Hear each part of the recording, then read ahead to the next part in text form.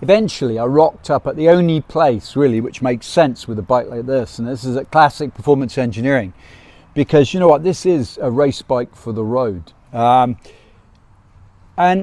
actually it's the best bike that Triumph have ever made. Of that I've got no doubt. Right, it's probably not my kind of bike, in as much as I'm too old to be wrist down the whole time, or it's not my only bike because I need to use a bike for work. But in terms of pure riding pleasure, it's the most fun. I cannot think of another bike that I've ridden that I've enjoyed more than riding the Speed Triple RR. Everything about this is impressive. This is a ballistic power unit. It's beautifully smooth. Gear change is perfect. The electric O-lins just take the whole suspension and handling thing to another level. Tyres are fantastic. Brakes are stellar, mercurial. And actually you wouldn't have to spend any more money on a motorcycle to have the perfect high-speed track bike, fast road bike. And for what it isn't that uncomfortable. I mean, I've ridden now hundreds of miles on it. I adore it. Would I have one in my collection? Yeah, and that's the operative word. I'd have to have a collection because, as I say, I couldn't run it as my only bike for distance work. But in terms of sheer riding pleasure and channeling my inner Michael Dunlop, this is nuts. As far as an experience is concerned, it's absolutely mental. I mean, I've ridden some fast bikes in my time, but actually this aces all of them. And this has another major advantage for me as well, that it's fantastic looking. Got to be the best looking ever Triumph sports bike. What they've done with that mono headlamp in the kind of slightly retro style fairing, but with everything else being cutting edge, you know, bang up to date and modern. Actually, it's a design work of genius. And it's got shades, I think, in terms of the lines, shades of the original 916. About its person. It doesn't really have a bad angle.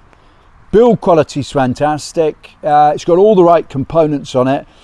I mean, I haven't scratched the surface, but what I have done is I've had the most fun I've had on a motorcycle in years, and a testament to that is every opportunity that I've got, I whip it out the garage and I go bonkers on it. And probably that's the debatable thing. Riding like I'm riding on this bike is probably not sustainable.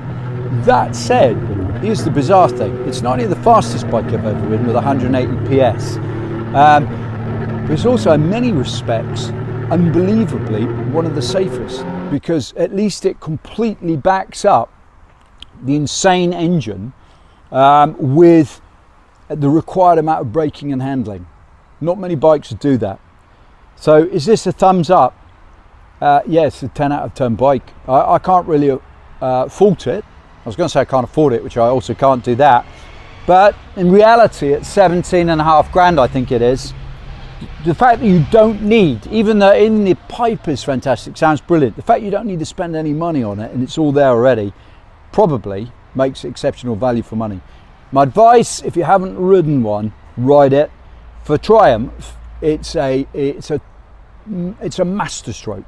No other way of describing it. It's the best Triumph. It's the best Triumph I've ever tested, and it might be the best motorcycle, full stop, from any manufacturer I've tested. Yes, it is genuinely that good. And a final thought on it, when I tested the naked version of it last year, I didn't like it as much, right? I thought it was too much in a naked upright package. And what I've realized riding this is that having the low bars and the riding position, putting the rider's weight over the front of the motorcycle transforms everything. It's not an option. You've got to do that if you want a bike that really works. Steve Deeks, out.